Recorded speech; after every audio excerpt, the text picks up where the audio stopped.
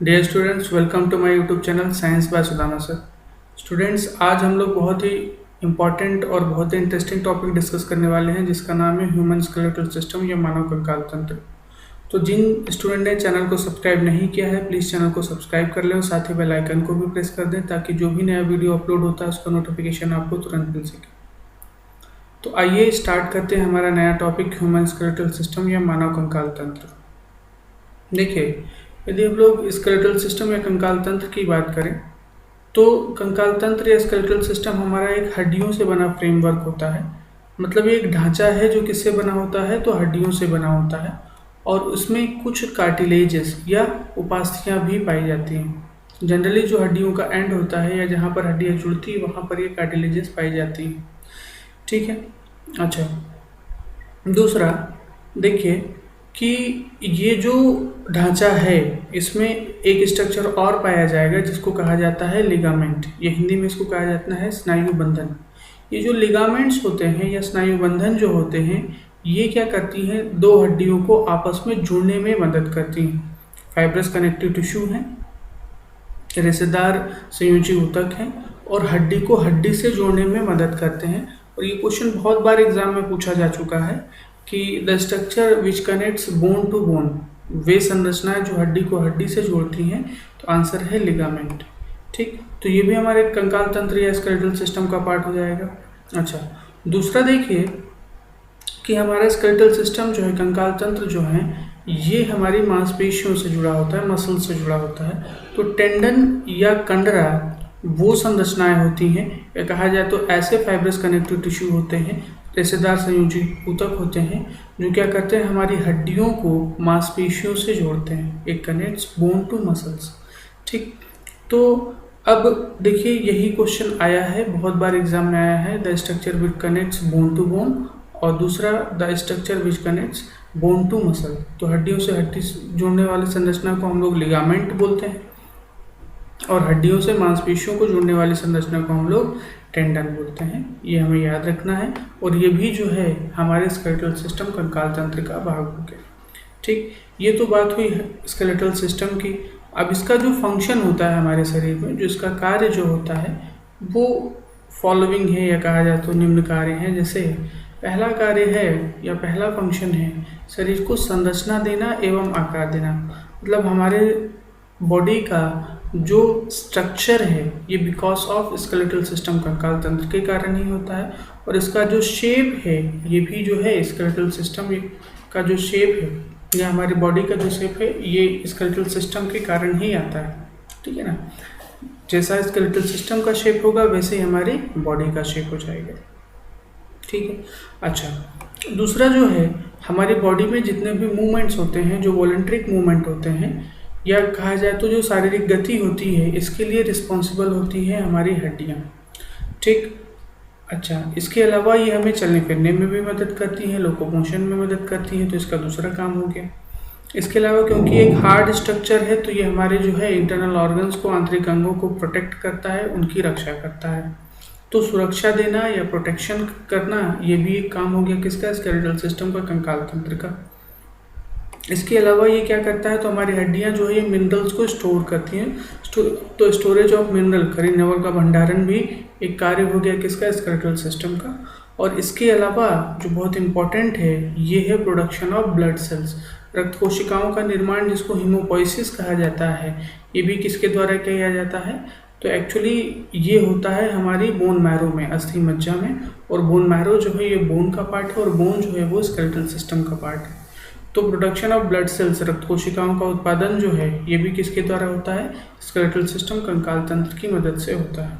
तो ये होगा फंक्शन ऑफ स्केलेटल सिस्टम या कंकाल तंत्र के कार्य।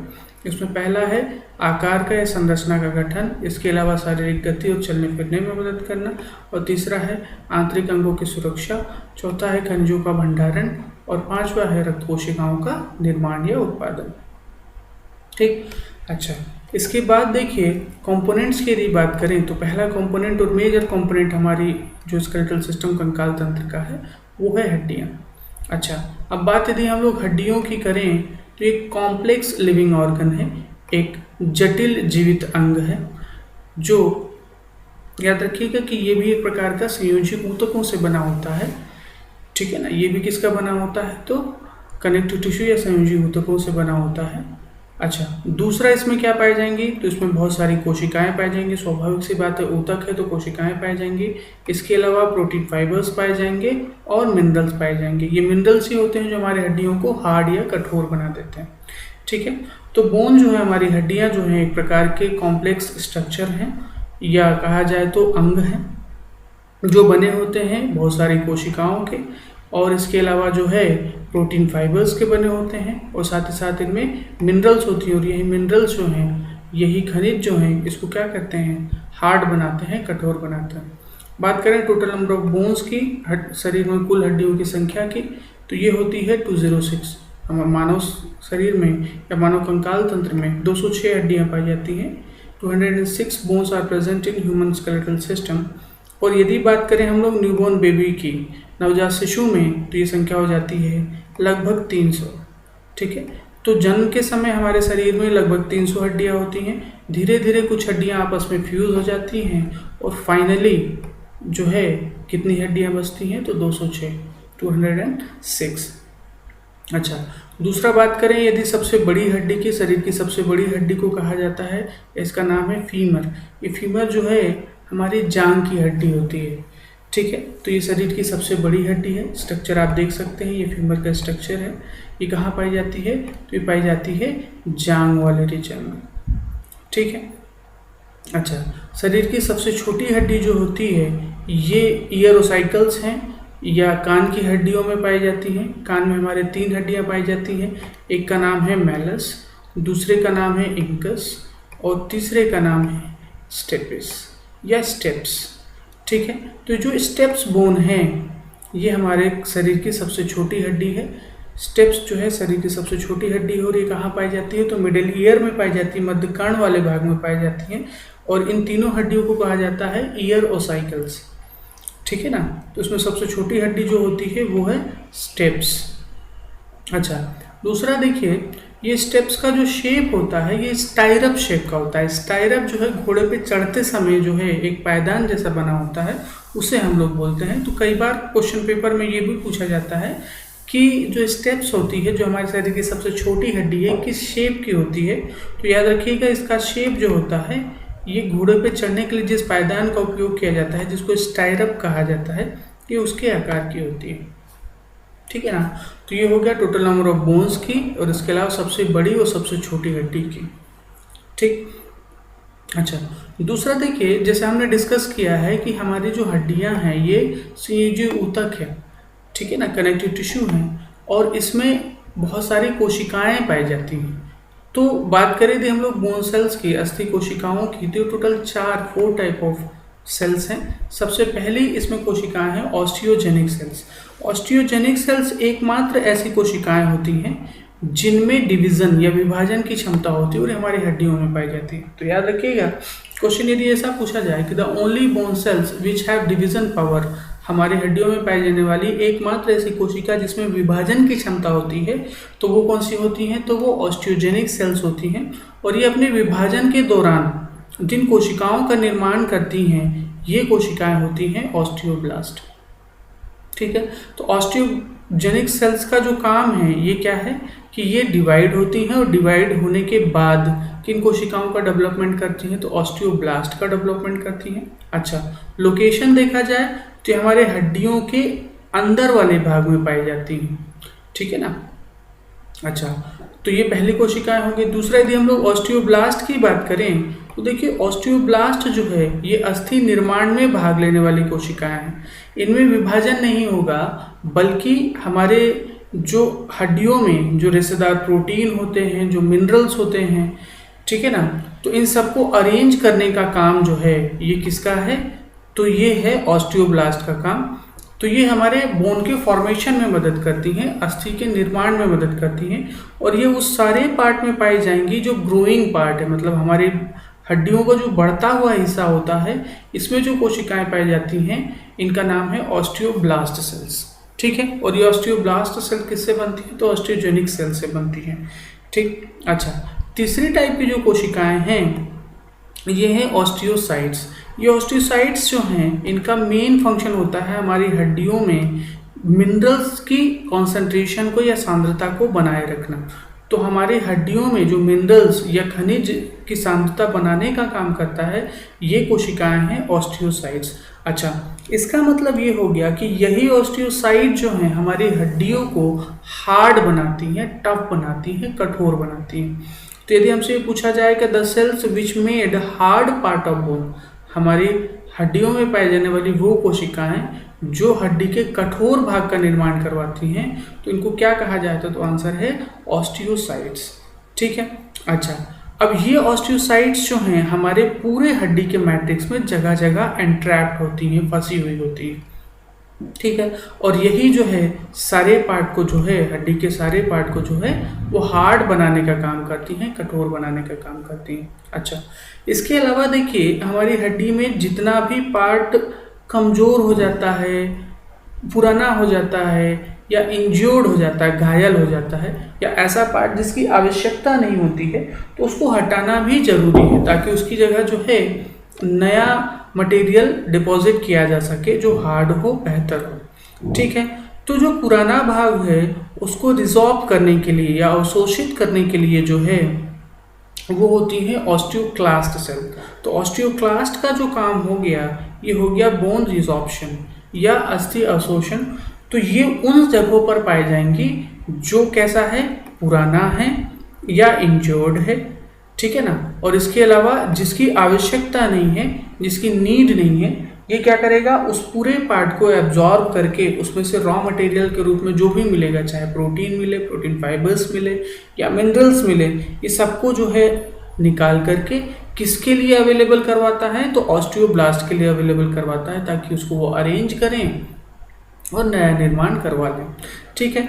तो यदि कभी भी हमसे ये पूछा गया कि अस्थि पुनर्निर्माण में या बोन रिमोल्डिंग में कौन सी कोशिकाएं भाग लेती हैं, तो आंसर होगा ऑस्टियोब्लास्ट और ऑस्टियोक्लास्ट। ये दोनों कोशिकाएं मिल करके जो है रीजनरेशन का काम करती हैं, पुनर्निर्माण का काम करती हैं, रिमोल्डिंग का काम करती हैं। ठीक है। तो याद रहेगा टोटल 4 टाइप ऑफ सेल्स जो है हमारी हड्डियों में पाई जाती हैं, 4 प्रकार की कोशिकाएं हमारी हड्डियों में पाई जाती हैं। ऑस्टियोजेनिक सेल जो ऑस्टियोब्लास्ट का निर्माण करवाती हैं, ऑस्टियोब्लास्ट अस्थि का निर्माण करवाती हैं, ऑस्टियोसाइट्स हार्ड पार्ट का निर्माण करवाती हैं, और ऑस्टियोक्लास्ट जो है ये क्या करती हैं, पुराने भाग को तोड़ करके जो है उसमें नए के लिए जगह बनाती हैं। ठीक है। इनका लोकेशन या इनके टाइप्स देख लें फिगर के रूप में। तो देखिए सबसे पहले हमने डिस्कस किया था ऑस्टियोजेनिक सेल्स। इनसे जो है किसका निर्माण होगा, तो ऑस्टियोब्लास्ट का निर्माण होगा।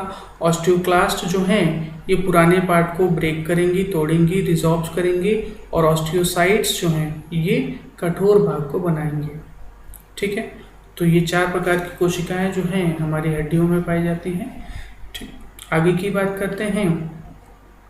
तो बात करते हैं हम लोग किसकी, तो मटेरियल प्रॉपर्टी या हमारे हड्डियों में पाए जाने वाले खनिज भाग की, कि कौन कौन से खनिज जो हैं, कौन कौन से मिनरल्स जो हैं हमारी हड्डियों में पाए जाते हैं। तो देखिए हमारे हड्डियों का जो लगभग 65% पार्ट होता है, लगभग 65% भाग जो है ये बना होता है एक विशेष प्रकार के कंपाउंड से, एक विशेष प्रकार के ऊतक से, जिसका नाम है हाइड्रोक्सी एपेटाइट। ठीक है ना। तो हमारे हड्डियों का लगभग 65% भाग जो है ये हाइड्रोक्सी एपेटाइट का बना होता है। और यदि फार्मूला वाइज देखें तो ये होता है कैल्शियम फॉस्फेट। कैल्शियम फॉस्फेट है, कैल्शियम 5, फॉस्फेट 3 और इसके साथ OH है। ठीक है ना। तो मेनली ये कैल्शियम फॉस्फेट होता है और इसको जो है एक अलग से नाम दिया गया है जिसका नाम है हाइड्रोक्सी एपेटाइट। तो ये हड्डियों का 65% पार्ट बनाता है। अच्छा, इसके अलावा इसमें क्या पाया जाता है, तो हड्डियों में पाया जाता है मैग्नीशियम, सोडियम और बाइकार्बोनेट। ठीक है। तो कैल्शियम पाया जाएगा, फॉस्फेट पाया जाएगा, इसके अलावा मैग्नीशियम, सोडियम और बाइकार्बोनेट पाया जाएगा। हाँ, कुछ ट्रेस कंटेंट में आयरन भी हो सकता है। हमें मालूम है कि आयरन जो है आरबीसी के फॉर्मेशन में मदद करेगा, या हीमोग्लोबिन का पार्ट होता है तो आयरन, लेकिन ये ट्रेस मिनरल्स में आता है। तो मेजर जो कंटेंट होता है इसमें 65% जो है हाइड्रोक्सीएपेटाइट है, और बाकी पार्ट में मैग्नीशियम, सोडियम और बाइकार्बोनेट, और आयरन जो है ये ट्रेस अमाउंट में। ठीक है, तो ये हो गया मिनरल कंटेंट के बारे में, मटेरियल प्रॉपर्टीज़ के बारे में जो हमारी हड्डियों में पाई जाती हैं। अच्छा, अब बात करते हैं हम लोग हमारे स्केलेटल सिस्टम के टाइप के। तो देखिए, हम लोग यदि पूरे ह्यूमन बॉडी को देखें और स्केलेटल सिस्टम की बात करें तो हम लोग बॉडी को जो है दो एक्सिस में डिवाइड कर सकते हैं। एक हमारी वर्टिकल एक्सिस और दूसरी हमारी हॉरिजॉन्टल एक्सिस। तो वर्टिकल एक्सिस में जो हमारा कंकाल तंत्र आता है, सीधी रेखा में जो कंकाल तंत्र आता है, उसको कहा जाता है एक्सियल स्केलेटल सिस्टम, और जो हॉरिजॉन्टल लाइन में आता है उसको कहा जाता है अपेंडिकुलर स्केलेटल सिस्टम। तो यदि एग्जाम में क्वेश्चन ये पूछा जाता है कि skeletal system can be divided into how many parts, तो हम अपने कंकाल तंत्र को, स्केलेटल सिस्टम को दो भागों में विभाजित कर सकते हैं। एक जो सीधी रेखा में पाया जाए उसको कहा जाएगा एक्सियल स्केलेटल सिस्टम, और जो हॉरिजॉन्टल लाइन में पाया जाए उसको कहा जाएगा अपेंडिकुलर स्केलेटल सिस्टम। एक्सियल मतलब अक्षीय कंकाल तंत्र और अपेंडिकुलर मतलब उपांगीय कंकाल तंत्र। ठीक है, एक्सियल स्केलेटल सिस्टम में टोटल नंबर ऑफ बोन्स देखें तो ये होती है टोटल 80 बोन्स, 80 हड्डियों का बना होता है अक्षीय कंकाल तंत्र, और ये हमारे शरीर की सीधी रेखा में या मेन एक्सिस में डिस्ट्रीब्यूटेड होता है। कौन कौन से पार्ट होते हैं जो एक्सियल स्केलेटल सिस्टम में आते हैं, तो ये आता है स्कल मतलब हमारी खोपड़ी, इसके अलावा वर्टिब्रल कॉलम मतलब हमारी रीढ़ की हड्डी, स्टर्नम हमारे सीने की हड्डी, और पसलियाँ। तो ये सब मिल करके बनाती हैं एक्सियल स्केलेटल सिस्टम को। अच्छा, बात करें यदि हम लोग उपांगीय कंकाल तंत्र की, अपेंडिकुलर स्केलेटल सिस्टम की, तो उसमें टोटल नंबर ऑफ बोन्स होती है 126, 126 हड्डियां पाई जाती हैं।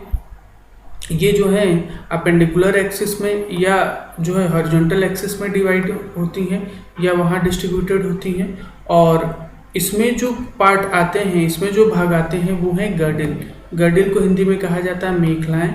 जो हमारा कंधा या कमर होता है इन्हें हम लोग नाम देते हैं मेखला का या गर्डिल का। इसके अलावा पाए जाते हैं लिम्स। लिम्स मतलब होते हैं हमारे हाथ और पैर। तो हमारे हाथ, पैर, कंधा, कमर ये मिल करके बनाते हैं क्या, अपेंडिकुलर स्केलेटल सिस्टम, उपांगीय कंकाल तंत्र। तो ये तो हो गया हमारे स्केलेटल सिस्टम के डिवीजन के बारे में। चलिए वन बाय वन सारी चीज़ों को डिस्कस करते हैं। सबसे पहले डिस्कस करते हैं एक्सियल स्केलेटल सिस्टम। इसमें पहला पार्ट आता है हमारा स्कल या खोपड़ी। देखिए, हमारे स्कल या खोपड़ी जो है ये टोटल 29 हड्डियों की बनी हुई है। इसमें जो ऊपर का पार्ट होता है ये कहलाता है क्रेनियम। ठीक है ना, हमारी खोपड़ी में ऊपर का पार्ट जो है ये क्या कहलाएगा, क्रेनियम कहलाएगा, और ये बना होता है 4+4 मतलब 8 हड्डियों से मिलकर के बना होता है। इसके अंदर जो है हमारा मस्तिष्क होता है। ठीक है, तो कई बार क्वेश्चन ये पूछा गया है कि खोपड़ी के किस भाग में हमारा मस्तिष्क पाया जाता है, तो आंसर है कि क्रेनियम कैविटी में पाया जाता है, और क्रेनियम जो है ये बना होता है टोटल 8 हड्डियों से। ठीक है, 8 बोन्स यहाँ पाए जाएंगे। अच्छा, इसके अलावा स्कल में पाया जाएगा हमारा फेशियल पार्ट। तो हमारा जो फेशियल पार्ट होता है ये 14 हड्डियों से मिलकर बना होता है, 7 लेफ्ट और 7 राइट। अच्छा, इसके अलावा एक कान में 3 और दोनों कान मिलाकर के 6 जो है ईयर बोन्स होती हैं, या ईयर ओसाइकल्स भी कहा जाता है। नाम हमने देखा था मैलस, इंकस और स्टेपिस। अच्छा, इसके अलावा एक हड्डी होती है हेयर्ड बोन। हेयर्ड बोन के बारे में मैं आपको बता दूं कि हेयर्ड बोन शरीर की एकमात्र ऐसी हड्डी है या एकमात्र ऐसी बोन है जो हमारे दूसरे किसी भी हड्डी से अटैच नहीं होती है। ऐसा क्यों? तो देखिए, ये हेयर्ड बोन है, इसकी एक साइड जो है मस्कुलर स्ट्रक्चर होता है हमारी जीभ का, और दूसरे साइड जो होता है ये हमारी वोकल कॉर्ड होती है। ठीक है, और वोकल कॉर्ड जो है ये कार्टिलेज की बनी संरचना है। ठीक है, तो एक तरफ कार्टिलेज की बनी संरचना और दूसरी तरफ मसल, और बीच में ये हमारी हेयर्ड बोन। ठीक है, तो इसमें जो है आसपास से कोई भी हड्डी नहीं जुड़ी होती है। हाँ, लेकिन ये भी किसका पार्ट होता है, तो स्कल का पार्ट होता है। तो 8 + 14 + 6 + 1 तो टोटल हो गई 29 बोन्स जो हमारे स्कल में या खोपड़ी में पाए जाएंगे। तो या तो क्वेश्चन डायरेक्टली पूछा जाएगा कि मानव स्कल या ह्यूमन स्कल या मानव खोपड़ी में कितनी हड्डियां पाई जाती हैं, तो आंसर है 29 बोन्स। या फिर वो पूछता है क्रेनियम में कितना आएगा, फेस में कितना आएगा, ईयर साइकिल्स की संख्या कितनी होती है, और दूसरा the only bone which is not articulated with any other bone, तो उसका आंसर हो जाएगा हेवेट बोन। ठीक है, ये तो बात हो गई स्कल की, खोपड़ी की। इसके बाद आता है हमारा स्टर्नम। तो स्टर्नम देखिए हमारी चेस्ट में पाई जाने वाली हड्डी होती है और ये जुड़ी होती है हमारी पसलियों से, रिब्स से। अब बात यदि पसलियों की करें, रिब्स की बात करें, तो टोटल नंबर ऑफ रिब्स होती हैं 24 मतलब 12 पेयर्स, 12 जोड़े पाए जाते हैं पसलियों के मानव शरीर में या मानव कंकाल तंत्र में। इसमें से देखिए जो पसलियां स्टर्नम से डायरेक्टली जुड़ जाती हैं, मतलब first, second, third, fourth, fifth, sixth और सेवन्थ, ठीक है ना, ये डायरेक्ट आके स्टर्नम से जुड़ रही हैं। ठीक, तो इनको कहा जाता है ट्रू रिब्स। तो total number of true ribs कितने पेयर्स हो गए, फर्स्ट टू 7 पेयर्स जो हैं ये क्या हो गए, ट्रू रिब्स हो गए। ट्रू रिब्स हम लोग इसको क्यों बोल रहे हैं, क्योंकि ये स्टर्नम से डायरेक्टली आकर के जुड़ती हैं। अच्छा, इसके नीचे के 3 पेयर्स मतलब 8th, 9th और 10th ये इनडायरेक्टली जुड़े होते हैं, तो इसलिए इनको कहा जाता है फॉल्स रिब्स। ठीक है, 8, 9, 10th मतलब 3 पेयर्स जो हो गए ये कैसे हो गए, फॉल्स रिब्स के हो गए। और देखिए 11th और 12th पेयर जो हैं ये आगे आके किसी भी हड्डी से नहीं जुड़ते हैं, तो इन्हें कहा जाता है फ्लोटिंग रिब्स। तो फ्लोटिंग रिब्स के कितने पेयर्स हो गए, तो 2 पेयर्स हो गए। तो 7 pairs true ribs, 3 pairs false ribs और 2 pairs floating ribs. 7 + 2 + 3 total 12 pairs of ribs पाए जाते हैं, जो आगे की तरफ किससे जुड़ते हैं, तो स्टर्नम से जुड़ते हैं, और इनके द्वारा हमारा रिब केज बनता है। और पीछे की तरफ जो हैं ये जुड़ी होती है हमारी वर्टिब्रल कॉलम से, रीढ़ की हड्डी से। अच्छा, अब बात यदि हम लोग वर्टिब्रल कॉलम की करें, रीढ़ की हड्डी की करें, तो इसमें जो है टोटल 26 बोन्स पाई जाती हैं, 26 हड्डियां पाई जाती हैं, और हर हड्डी को कहा जाता है वर्टिब्रे, या हिंदी में इसको कशेरुका भी कहा जाता है। ठीक है ना, तो हमारा जो वर्टिब्रल कॉलम होता है, हमारी जो रीढ़ की हड्डी होती है, ये टोटल 26 बोन से बनी हुई है, 26 हड्डियों से बनी हुई है, और हर हड्डी को कहा जाता है वर्टिब्रे कहा जाता है या कशेरुक कहा जाता है। ठीक, अब इनको भी डिफरेंट ग्रुप्स में डिवाइड किया जाता है। इसमें देखिए सबसे ऊपर का भाग जो होता है, सबसे ऊपर का भाग, और ये ऊपर का भाग हम लोग कहाँ से ले रहे हैं, तो ये हम लोग ले रहे हैं कि जहाँ से हमारी पसलियाँ जुड़ी होती हैं इसके ऊपर का भाग और स्कल के नीचे का भाग, ये टोटल 7 वर्टिब्रे का बना होता है, 7 हड्डियों का बना होता है, और इस ग्रुप को हम लोग बोलते हैं सर्वाइकल वर्टिब्रे। तो पहली, दूसरी, तीसरी से लेकर 7वीं वर्टिब्रे तक जो है इस ग्रुप को हम लोग बोलते हैं सर्वाइकल वर्टिब्रे। इसमें जो पहली वर्टिब्रे होती है इसका नाम है एटलस। फर्स्ट सर्वाइकल वर्टिब्रे का नाम है एटलस और दूसरी सर्वाइकल वर्टिब्रे का नाम है एक्सिस। ये भी हमें याद रखना है, ठीक है। अच्छा, दूसरा देखिए, ये जो फर्स्ट सर्वाइकल वर्टिब्रे है जिसको हम लोग एटलस बोल रहे हैं, ये जो है हमारे जो खोपड़ी है, हमारे जो स्कल है, हमारी जो खोपड़ी है उससे जुड़ा होता है हमारा एटलस वर्टिब्रे, ठीक है। अच्छा, दूसरा सर्वाइकल ग्रुप के नीचे जहाँ पर हमारी पसलियाँ जुड़ी हुई होती हैं, तो टोटल रिब्स जो हैं ये 12 हैं, तो इसके नीचे 12 वर्टिब्रे का ग्रुप जो है ये कहलाता है थोरैसिक वर्टिब्रे। ये दूसरा ग्रुप हो गया। तो सर्वाइकल वर्टिब्रे 7 होती हैं और थोरैसिक वर्टिब्रे जो होती हैं ये 12 होती हैं, 12 होती हैं, T1 से लेकर T12 तक, ठीक है।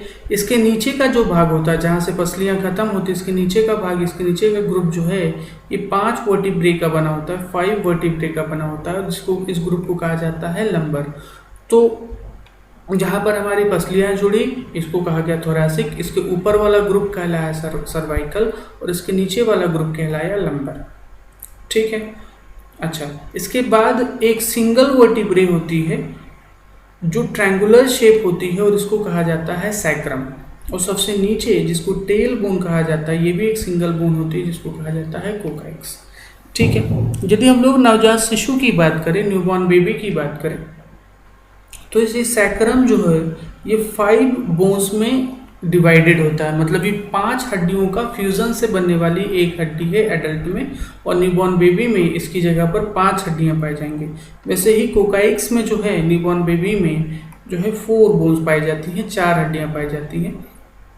तो कुल मिलाकर के जो है यहाँ पर 4 बोन्स का इंक्रीमेंट हुआ और यहाँ पर 3 बोन्स का इंक्रीमेंट हुआ, मतलब 4 + 3 7। तो एक जो नवजात शिशु जो होगा उसकी जो है रीढ़ की हड्डी में टोटल 33 वर्टिब्रे पाई जाएंगी। ठीक है, तो याद रखिएगा न्यूबॉर्न बेबी या नवजात शिशु के जो वर्टिब्रे होती हैं ये कितनी होती है, 33 होती हैं। एडल्ट में इन वर्टिब्रे की संख्या कितनी हो जाती है, तो 26 हो जाती है, 26 हो जाती है। क्यों? क्योंकि सैक्रम जो है ये 5 हड्डियों 5 बोन का फ्यूजन है, और कोकाइक्स जो है 4 बोन्स का फ्यूजन है।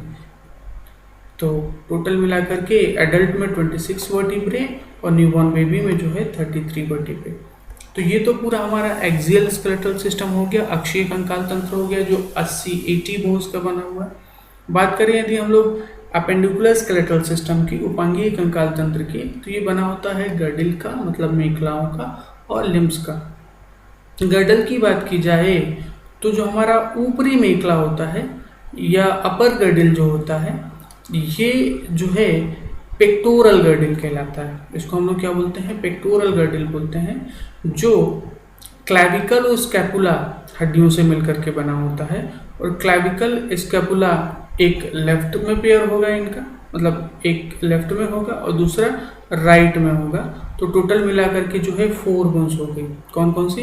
क्लैविकल और स्कैपुला। ये किसका निर्माण करती हैं, किसका फॉर्मेशन करती हैं, तो पेक्टोरल गर्डिल का फॉर्मेशन करती हैं। अच्छा, दूसरा जो है जो हमारी निचली मेखला होती है, लोअर गर्डिल होती है, ये एक सिंगल बोन की बनी होती है। तो एक सिंगल बोन लेफ्ट साइड में, एक सिंगल बोन राइट साइड में, जिसको हम लोग पेल्विक गर्डिल भी बोलते हैं। और 1+1 मतलब ये 2 बोन, 2 हड्डियों का बना होता है। तो जो हमारी मेखलाएं होती हैं, जो गर्डिल होती हैं, इसमें टोटल नंबर ऑफ बोन्स होती हैं 6 हड्डियां पाई जाती हैं। ठीक है, ऊपर की मेखला को, अपर गर्डिल को पेक्टोरल गर्डिल कहा जाता है, नीचे की मेखला को, लोअर गर्डिल को जो है पेल्विक गर्डिल कहा जाता है। ठीक, इसके बाद यदि हम लोग बात करें लिम्स की, हमारे हाथ और पैर की, तो हाथ की बात करें तो इसमें जो हमारे कंधे की नीचे की हड्डी होती है इसका नाम है ह्यूमरस। अच्छा, जो हमारी कोहनी के नीचे की हड्डी है, एल्बो के नीचे की हड्डी है, यहाँ पर 2 हड्डियाँ पाई जाती हैं, अंगूठे की तरफ रेडियस और इसके पीछे पतली हड्डी अल्ना। ठीक है, तो 3 हड्डियाँ ये हो गई। अच्छा, इसके बाद हमारी जो रिस्ट होती है, हमारी जो कलाई होती है, यहाँ पर 8 हड्डियों का एक गुच्छा पाया जाता है, 8 बोन्स का एक गुच्छा पाया जाता है, और इस गुच्छे को कहा जाता है कार्पल्स। ठीक है, तो हमारे रिस्ट के नीचे जो हड्डियों का गुच्छा पाया जाता है इन्हें कहा जाता है कार्पल्स। इसके नीचे 5 हड्डियाँ जो हमारे पाम का निर्माण करती हैं, पंजे का निर्माण करती हैं, ये कहलाती हैं मेटाकार्पल्स। और जो हमारी उंगलियां होती हैं, जो हमारे डिजिट्स होती हैं, इनमें जो हड्डियां पाई जाती हैं उनको कहा जाता है फैलेंजेस। और ये फैलेंजेस की कुल संख्या होती है, टोटल नंबर होता है 14। तो 14 + 5 + 8 + 3 टोटल मिलाकर के 30 बोन्स जो होती हैं ये हमारे हाथ में पाई जाती हैं। अच्छा, पैर की बात करें यदि, तो जांघ में पाई जाती है फीमर, 1 हड्डी, घुटने में पाई जाती है पटेला, 1 हड्डी, और हमारे जो है घुटने के नीचे वाले भाग में आगे की तरफ होती है टिबुला, और पीछे की तरफ पतली हड्डी होती है फिबुला। ठीक है ना, तो टिबिया और फिबुला जो है ये घुटने के नीचे पाई जाने वाली 2 हड्डियां हैं। घुटने के ऊपर पाई जाने वाली जांघ वाले पार्ट में पाई जाने वाले पार्ट जो है ये है फीमर, और हमारे घुटने में पाई जाने वाली हड्डी पटेला। 4 बोन्स हो गए। अब देखिए, जो हमारी एडी में गुच्छा पाया जाएगा ये कहलाता है टॉर्सल्स। जो हमारे हाथ रिस्ट वाले एरिया में था इसको कहा जाता है कार्पल्स, और जो एडी वाले पार्ट में पाया जाएगा उसको कहा जाता है टॉर्सल्स। और ये टॉर्सल्स होती हैं 7 बोन्स। अच्छा, सेम इनके नीचे 5 जो है मेटाटॉर्सल्स पाए जाएंगे, और उसके नीचे जो है 14 जो हैं ये फैलेंजेस पाए जाएंगे। ठीक है, तो ये भी टोटल मिलाकर के कितना हो गया, 30 बोन्स हो गई, 30 हड्डियाँ हो गई। ठीक है, तो हमें केवल नाम याद रखना है, वो भी देखिए, ये सारी हड्डियों के नाम याद हों ये इतना ज़रूरी नहीं है। बस हमें ऊपर ऊपर याद रखना है कि कैसे हड्डियों का डिस्ट्रीब्यूशन हुआ है। तो हमारे हाथ पैर में सब में जो है 30-30 हड्डियां हैं। इसके अलावा जो है कंधा कमर मिला करके टोटल 6 बोन्स हैं। तो कुल मिला करके कितनी हो गई? तो 126 बोन्स हो गई। किसमें? अपेंडिकुलर स्केलेटल सिस्टम में। ठीक है, तो ये तो हो गया हड्डियों की संख्या और कैसे ये डिस्ट्रीब्यूट है पूरे शरीर में, इसकी बात हो गई। चलिए आगे की बात करते हैं। तो देखिए, हड्डियां जब आपस में जुड़ती हैं तो उन जंक्शन पॉइंट को कहा जाता है जॉइंट्स या जोड़ कहा जाता है। ठीक है, अब हमारे स्केलेटल सिस्टम में, कंकाल तंत्र में जो है 3 प्रकार के जोड़ पाए जाते हैं। अच्छा, इसमें से पहला जो है ये कहलाता है इमूवेबल जॉइंट, अगतिशील जोड़। अच्छा, इन्हीं जोड़ों को फाइब्रस जॉइंट भी कहा जाता है, रेशेदार जोड़ भी कहा जाता है, या फिर इन्हें कहा जाता है सिंथ्रोस। ठीक है ना, सिंथ्रोसिस भी कहा जाता है, इमूवेबल जॉइंट भी कहा जाएगा, अगतिशील जोड़ भी कहा जाएगा, और इसके अलावा ये फाइब्रस जॉइंट्स होते हैं जिनमें किसी भी प्रकार का मोशन, किसी भी प्रकार की गति संभव नहीं है। इसका जो एग्जाम्पल है ये है स्यूचर्स। जो हमारी खोपड़ी जो होती है, यहाँ पर जो हड्डियाँ जुड़ी हुई होती हैं, ये जिन जोड़ों से जुड़ी हुई होती हैं उनका नाम है स्यूचर्स। तो स्यूचर्स जो है वो अगतिशील जोड़ है जो हमारे स्कल में या खोपड़ी में पाए जाते हैं, और इनमें जो है हड्डियों में किसी भी प्रकार की गति नहीं होती है, मूवमेंट नहीं होती। ठीक है। अच्छा, दूसरा जो जोड़ है, दूसरा जो टाइप है, ये स्लाइटली मूवेबल जॉइंट कहलाता है या आंशिक रूप से गतिशील जोड़ कहलाता है। इसको हम एम्फीआर्थ्रोस भी कहते हैं। ठीक है, एक था सिनार्थ्रोस और दूसरा है एम्फीआर्थ्रोस। सिनार्थ्रोस टोटली अगतिशील था, इमूवेबल जो था, और सिनार्थ्रोस जो है, सिंथ्रोस जो है ये टोटली अगतिशील था, और एम्फीआर्थ्रोस जो है ये स्लाइटली मूवेबल है। ठीक है, आंशिक रूप से गतिशील होता है। और इसमें एग्जाम्पल आता है हमारी रीढ़ की हड्डी, स्पाइन जो है हमारी, इसमें जो वर्टिब्रे हैं ये कैसी होती हैं? ये आपस में जुड़ी होती हैं। किससे? तो ये आंशिक रूप से गतिशील जोड़ है। अच्छा, इनकी खास बात ये है कि इनमें हड्डियों के बीच में जो है कार्टिलेज की संरचना पाई जाती है। जैसे हमारे वर्टिब्रल कॉलम में, रीढ़ की हड्डी में 2 वर्टिब्रे के बीच में एक डिस्क पाया जाता है जिसको कहा जाता है इंटरवर्टिब्रल डिस्क, और ये कार्टिलेज की बनी संरचना होती है। ठीक है ना। तो इमूवेबल जॉइंट जो है ये फाइब्रस जॉइंट कहलाते हैं, और स्लाइटली मूवेबल जॉइंट जो है ये कार्टिलेजनस जॉइंट कहलाते हैं। अच्छा, ये आंशिक रूप से गतिशील होगा, और इसका एग्जाम्पल क्या हो गया? हमारी रीढ़ की हड्डी। अच्छा, इसके बाद जो है जो फ्रीली मूवेबल जॉइंट होंगे, ये हमारा तीसरा टाइप हो गया, फ्रीली मूवेबल जॉइंट या स्वतंत्र रूप से गतिशील जोड़। अच्छा, इन्हें क्या कहा जाता है? तो इन्हें कहा जाता है डायथ्रोस कहा जाता है। ठीक है, तो सिंथ्रोस मतलब अगतिशील, एम्फीआर्थ्रोस मतलब आंशिक रूप से गतिशील, और डायथ्रोस मतलब पूर्ण रूप से या स्वतंत्र रूप से गतिशील। दूसरा देखिए कि जो स्वतंत्र रूप से गतिशील जोड़ हैं इन्हें साइनोवियल जॉइंट भी कहा जाता है। क्यों साइनोवियल जॉइंट कहा जाता है? क्योंकि इनमें जो है साइनोवियल फ्लूइड पाया जाता है, साइनोवियल नाम का तरल पाया जाता है जो इनके स्मूथ मूवमेंट में मदद करता है। ठीक, तो जहाँ जहाँ पर साइनोवियल फ्लूइड पाया जाएगा वहाँ पर हड्डियों के बीच में जो है फ्री मूव होगा या फ्री मोशन होगा, और इसलिए ये सारे जोड़ जो है फ्रीली मूवेबल जॉइंट होते हैं, या इनका दूसरा नाम है साइनोवियल जॉइंट। और टोटल जो है हमारी बॉडी में 6 टाइप ऑफ साइनोवियल जॉइंट पाए जाते हैं, 6 प्रकार के साइनोवियल जोड़ पाए जाते हैं। ठीक है, ये जो है इनके मूविंग प्लेन के हिसाब से हैं। जैसे पहला होता है प्लेन जॉइंट। प्लेन जॉइंट जो है जिसमें एक हड्डी दूसरे हड्डी पर केवल एक ही प्लेन में मूव कर पाए। एग्जाम्पल होता है हमारे टॉर्सल्स और मेटाटॉर्सल्स के बीच का जॉइंट। ठीक है, ये जो है प्लेन जॉइंट है। और दूसरा देखिए सैडल जॉइंट। सैडल जॉइंट में क्या होता है? एक हड्डी दूसरे हड्डी में जो है एक राउंड में, गोल में घूम सकती है। इसका एग्जाम्पल है हमारा रिस्ट। ठीक है। अच्छा, इसके अलावा आता है कब्जा संधि या हिंज जॉइंट। हिंज जॉइंट मतलब जैसे एक दरवाजा या खिड़की होता है, जैसे हिंज लगा होता है, कब्जा लगा होता है, सेम हमारी एल्बो या फिर हमारा जो घुटना है, ठीक है ना, नी जॉइंट जो हैं ये हिंज जॉइंट के उदाहरण है, एग्जाम्पल है। अच्छा, एक इसके अलावा जो है पाइवोट जॉइंट, इसको केंद्र बिंदु संधि भी कहा जाता है, जिसमें एक हड्डी दूसरे हड्डी में जो है पाइवोट के रूप में जुड़ी होती है, केंद्र बिंदु के रूप में जुड़ी होती है, और एक पूरे सर्किल में वो सारी तरफ घूम सकता है, ठीक है। अच्छा, दूसरा टाइप है बॉल एंड सॉकेट जॉइंट, जिसमें एक हड्डी बॉल के शेप की होती है, दूसरी हड्डी सॉकेट के शेप में होती है। ये पाई जाएंगी कहाँ पर, तो हमारे कंधे में और कूल्हे में पाई जाती है, ठीक है। और इसके अलावा जो है लास्ट टाइप है हमारा कॉन्डोलाइड जॉइंट, ठीक है ना। कॉन्डोलाइड जॉइंट जो है ये पाई जाती है, जो कॉन्डोलाइड जॉइंट में क्या होता है, एक हड्डी दूसरे हड्डी में क्रॉस में मूव कर सकती है, और इसका एग्जांपल है हमारा रिस्ट या कलाई, ठीक है ना। तो total type of synovial joint जो हैं ये होते हैं 6 साइनोवियल जॉइंट होते हैं। प्लेन जॉइंट, सैडल जॉइंट को ही हम लोग टी जॉइंट भी बोलते हैं।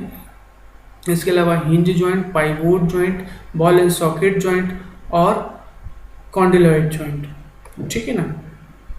तो ये हो गया टोटल जॉइंट्स के बारे में, ठीक है। अब आगे की बात करते हैं हम लोग। तो देखिए आगे जो हमारा टॉपिक है ये है डिसऑर्डर्स ऑफ स्केलेटल सिस्टम या कंकाल तंत्र के रोग। इसमें मेजर हम लोग उन रोगों के बारे में डिस्कस करेंगे जो कहीं ना कहीं किसी न किसी एग्जाम में पूछा जाएगा या पूछा गया है। इसमें पहला जो टाइप है ये है आर्थराइटिस। पहला जो डिसऑर्डर्स है या पहला जो डिजीज़ है जो हमारे हड्डियों में हो सकता है ये आर्थराइटिस है। हिंदी में इसको गठिया कहा जाता है। आर्थराइटिस जो है ये जोड़ों में सूजन, और खास करके किन जोड़ों में, तो साइनोवियल जोड़ों में जो सूजन आती है, इन्फ्लेमेशन आता है, उसको कहा जाता है आर्थराइटिस। ये क्यों होता है, तो साइनोवियल तरल की कमी की वजह से होता है, ठीक। दूसरा रोग जो है इसका नाम है ऑस्टियोपोरोसिस। ऑस्टियोपोरोसिस में हड्डियां जो है खोखली होने लगती हैं, ठीक है ना। हड्डियां खोखली होने लगेंगी तो हड्डियों का खोखले होने की वजह से इनका मास कम होने लगता है, द्रव्यमान कम होने लगता है, और इनकी फ्रैक्चर की संभावना बढ़ जाती है, चांसेस ऑफ फ्रैक्चर बढ़ जाते हैं। तो ऑस्टियोपोरोसिस में हड्डियां पोरस होने लगती हैं, बीच बीच में खोखली होने लगती है, जिसके कारण इनका मास, इनका द्रव्यमान कम होने लगता है, ठीक है ना। और जो है इनके फ्रैक्चर के चांसेस जो है वो बढ़ने लगते हैं, ठीक है। आर्थराइटिस में जो है साइनोवियल तरल की कमी हो गई थी, जिसके कारण जोड़ों में क्या हो गया था, सूजन आ गई थी। अच्छा, तीसरा जो डिसऑर्डर है ये है गाउट। गाउट देखिए क्यों होता है, गाउट जो है ये यूरिक एसिड के डिपोजिशन के कारण होता है, या यूरेट के क्रिस्टल के डिपोजिशन के इकट्ठा होने के कारण होता है। और ये जो है जोड़ों में जब इकट्ठा होते हैं तो वहाँ पर सूजन भी होगा, दर्द भी होगी, समस्या भी होगी, और इस प्रकार के जोड़ रोग को कहा जाता है गाउट, ठीक है। तो गाउट का मेन कारण जो होता है ये यूरिक एसिड या यूरेट क्रिस्टल्स होते हैं जो हमारे जोड़ों में इकट्ठा होने लगते हैं, ठीक है। तो यदि यूरेट के क्रिस्टल के कारण जो है जोड़ों में सूजन आ रही होगी तो गाउट कहलाएगा, और यदि साइनोवियल तरल की कमी के कारण होगी तो आर्थराइटिस कहलाएगा। अच्छा, नेक्स्ट जो डिजीज़ है ये है रिकेट्स और ऑस्टियोमलेशिया। रिकेट्स जो है ये बच्चों में होता है, और ऑस्टियोमलेशिया जो है ये एडल्ट्स में होता है, वयस्कों में होता है। ये दोनों ही विटामिन डी की डेफिशिएंसी से, विटामिन डी की कमी से होने वाले रोग हैं। इसमें क्या होती है, हमारी हड्डियाँ कैल्शियम की कमी की वजह से जो है नरम हो जाती हैं, ठीक है। बच्चों में तो हड्डियों में जो है मोड़ आ जाता है, और जिसको कहा जाता है बो शेप बोन, हड्डियाँ जो है धनुष आकार की हो जाती हैं।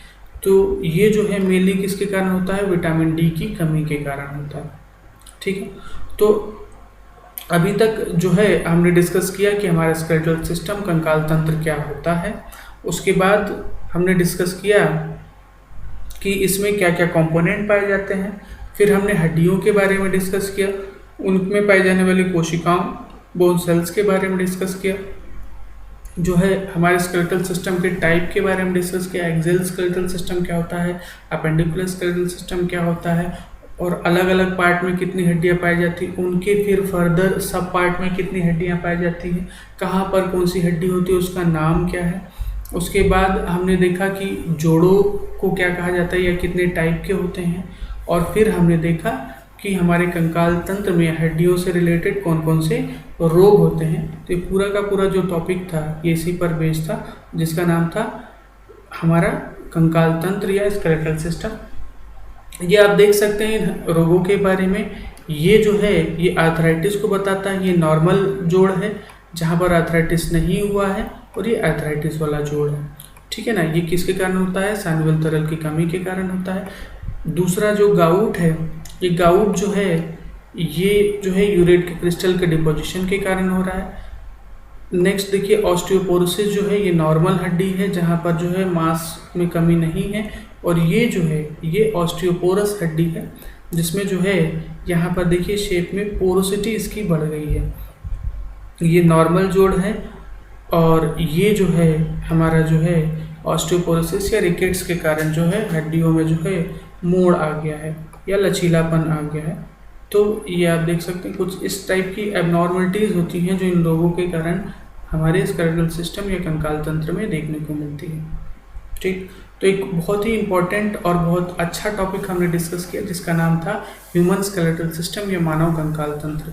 स्टूडेंट्स, यदि आपको ये वीडियो पसंद आया हो और आपको लगता है कि आपके दूसरे दोस्तों को भी ये फ़ायदा दे सकता है तो प्लीज़ इसको लाइक करें और शेयर करें, और आप इस वीडियो के साथ जुड़े रहे, आप इस लेक्चर के साथ जुड़े रहे, इसके लिए वेरी वेरी थैंक यू।